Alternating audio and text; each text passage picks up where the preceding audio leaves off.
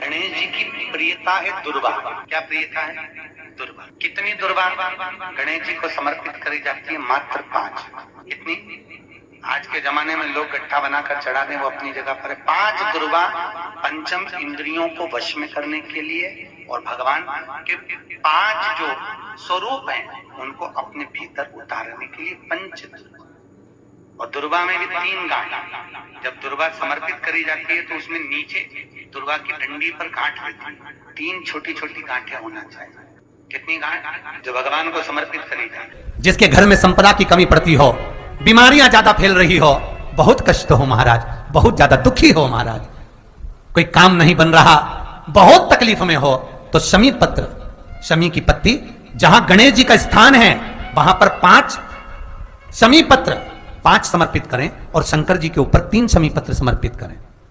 बहुत ध्यान देना, 5 शमी पत्र जहां गणेश जी का स्थान है शिवलिंग में वहां समर्पित करें, 3 शमी पत्र शिवलिंग के ऊपर समर्पित करें।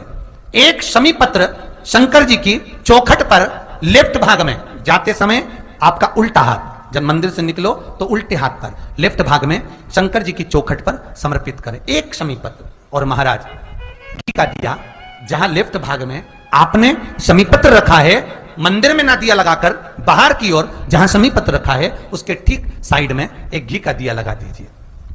केवल गणेश चतुर्थी से लेकर अनंत चतुर्दशी तक गणेश पुराण कहती है भगवान गणेश जी का, मोर ध्वज का, मयूर ध्वज गणेश का नाम लेकर जो ये दीप शमी पत्र चढ़ा देता है उसके घर से कभी रिद्धि सिद्धि नहीं जाती, वैभव प्रतिष्ठा नहीं जाती। कर देखो, गणेश जी महाराज और एक शंकर जी, ये 2 देवता ऐसे हैं जिन पे तुलसी नहीं चढ़ती। शंकर पर तुलसी चढ़ा दो तो व्यक्ति रोगीला होता चले जाता है, और गणेश जी को तुलसी चढ़ा दो तो व्यक्ति के घर का धन छिन्न हो जाता है महाराज। इसलिए गणेश जी के भोजन में तुलसी नहीं डलती,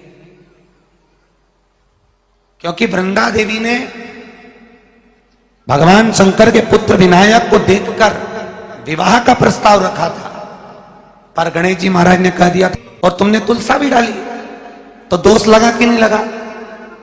अरे बोलो तो लगा? नहीं लगा। क्यों नहीं लगा? अगर थाली को अंदर से लेकर आए, पुष्टि मार्ग का नियम, जब ठाकुर जी के सामने 56 भोग, कुनवाड़ा, अन्नकूट लग जाता है, लगने के पहले उसको जब लेकर आते हैं रसोई घर से, भोजनशाला से, तो उसमें तुलसी डाल के नहीं लाते। अगर रसोई घर से भोजन में तुलसी डलकर अगर ठाकुर जी के सामने वो थाली रखी तो ये पक्का है वो थाली ठाकुर जी नहीं जीमेंगे, क्योंकि उसमें तुलसी रखी हुई आई है।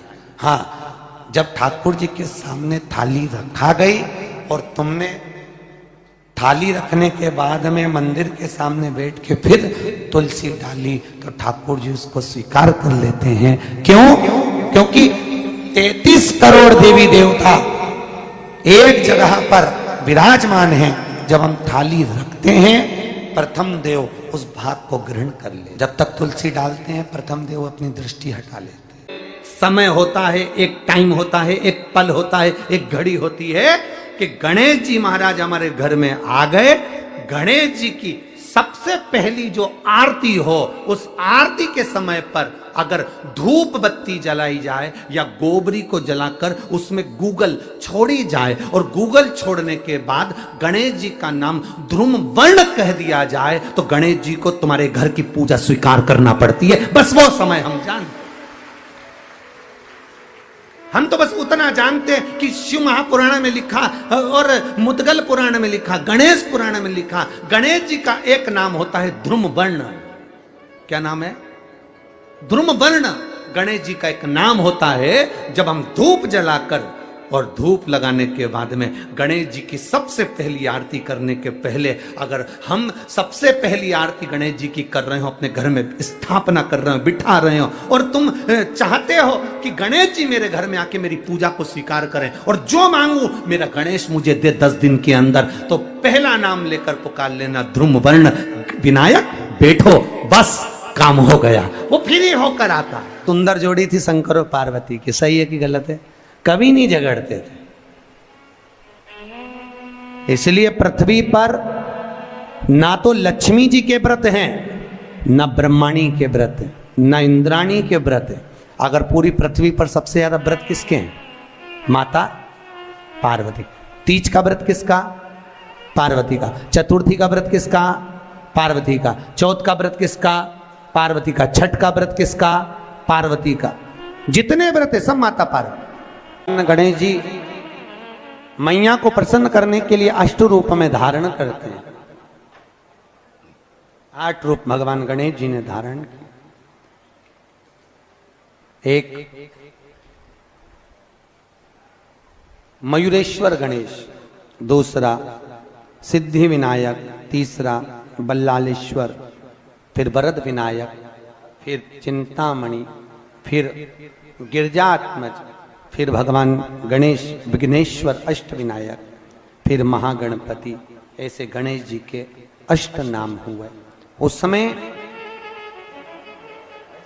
तिजोरी के अंदर जो गणेश की प्रतिमा रखी जाती है किस नाम से रखी जाती है? तो तिजोरी में हम जो गणेश की प्रतिमा रखते हैं वो वरद विनायक के नाम से रखते हैं। कौन सा गणेश? वरद। वरद विनायक के नाम से तिजोरी में गणेश रखते हैं। और वरद विनायक के नाम से गणेश जी तिजोरी में रखाते हैं। आपको कथा में कहा था, घर में सीधी सूंड का गणेश और व्यापार व्यवसाय ऑफिस में उल्टी सूंड का गणेश होना चाहिए। वरद विनायक को तिजोरी में। जब मकान का गृह प्रवेश होता है तो गणेश जी की पूजन जो दरवाजे पर करी जाती है उसे सिद्धि विनायक गणेश कहते हैं। कौन सा गणेश? सिद्धि विनायक। जब हम घर में शुभ कार्य हो, बंदर बाल लगाएं, कोई दरवाजे पर शुभ लाभ लगाएं या स्वस्तिक बनाएं या माताएं दरवाजे पर रंगोली डाले तो उसी समय पर सिद्धि विनायक के नाम से रंगोली डालना चाहिए। तो घर में लक्ष्मी बढ़ती है, सिद्धता बढ़ती है।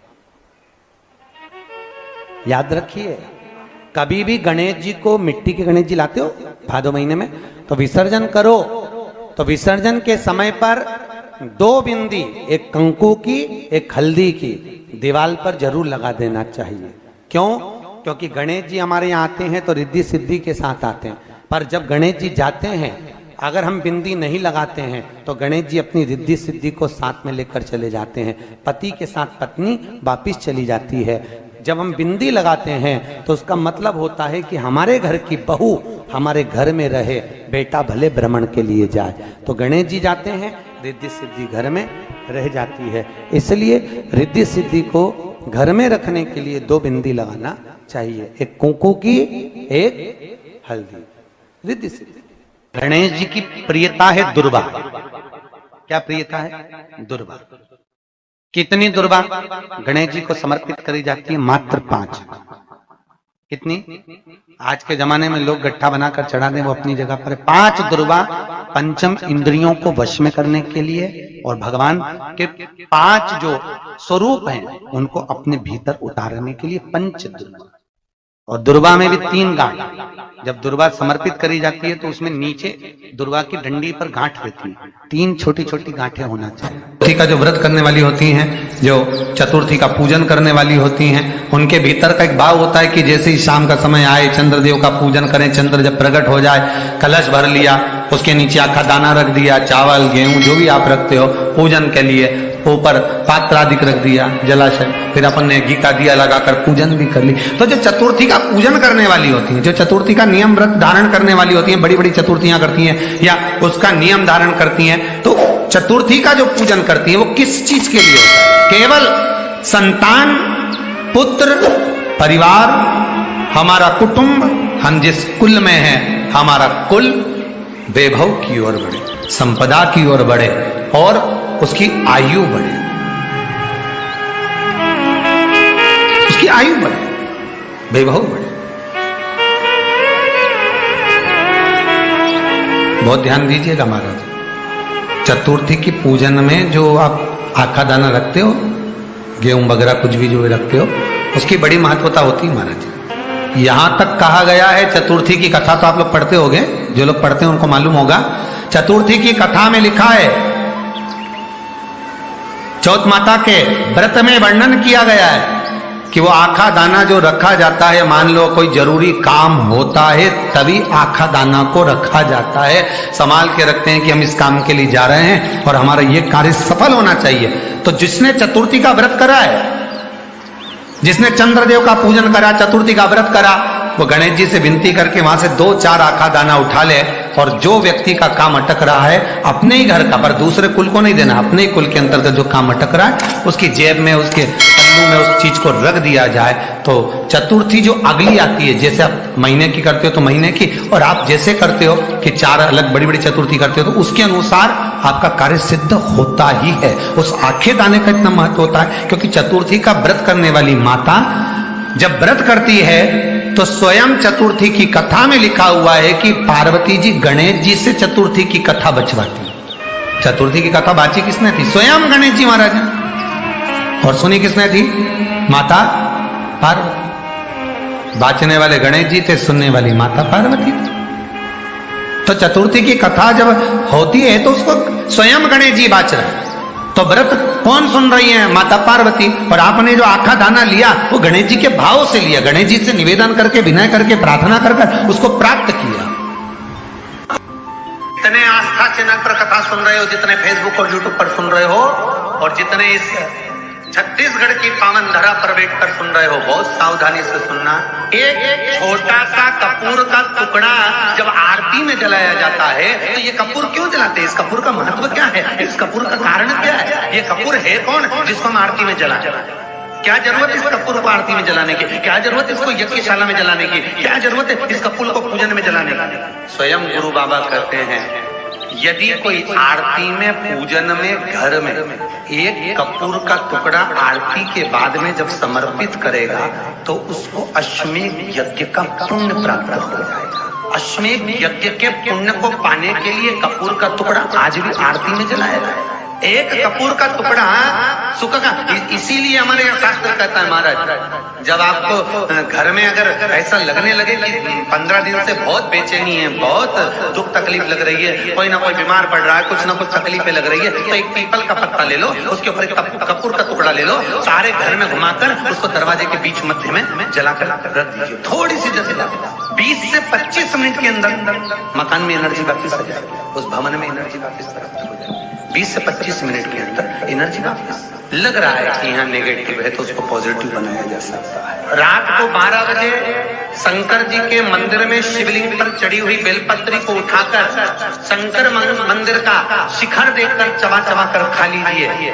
आपके पांव के घुटने बदलने की जरूरत नहीं पड़ेगी, ऑपरेशन की जरूरत नहीं। पेटता अलमस्तता। इस संवाद के अंतर्गत ये जो संवाद आया है श्री गणेश जी महाराज ने श्री शैलम पर, कार्तिकेय महाराज की पावन धरा पर, मल्लिकार्जुन की पावन धरा पर, श्री शैलम में 3 प्रश्न श्री गणेश जी महाराज ने करे और वो गणेश जी के 3 प्रश्न आपको भी ज्ञात होना चाहिए। पहला प्रश्न गणेश जी महाराज ने अपनी माता से कहा, माँ मृत्यु लोक के अंतर्गत इस भूमि पर जन्म लेने के बाद में अगर व्यक्ति को वृद्ध अवस्था का सामना ना करना पड़े तो उसके लिए क्या करना चाहिए? सुन लेना जवान भाई, जितने भी बेटा बेटी बैठे हैं और जितने आस्था चैनल पर, फेसबुक, यूट्यूब पर सुन रहे हैं, बड़े ध्यान से सुन लेना कि मान लो कि हमें वृद्ध अवस्था देखना ही ना पड़े, उसके लिए क्या करना पड़े? तो कहा उसका एक ही साधन, राम राम रटते रहो जब तक घट में प्राण, कब हो तो दीन दयाल के भनक पड़ेगा। महाराज एक कर्म करते रहो, तुम्हारा कर्म जरूर करो, काम करते करते करते करते करते करते भी भगवत स्मरण करते। धर्म और कर्म, इन दोनों में अंतर क्या है?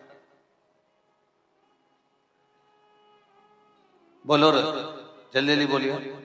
धर्म और कर्म में अंतर क्या है? धर्म अष्ट विनायक में एक विनायक,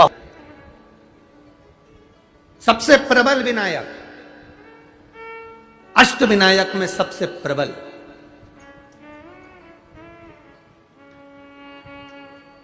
जहां के वृक्ष भी मोर का रूप लेकर आवाज लगाते हैं शिव जी को,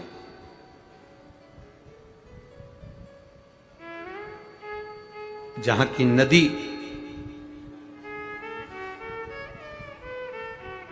सिंधुरासुर असुर के कारण करहा रही है,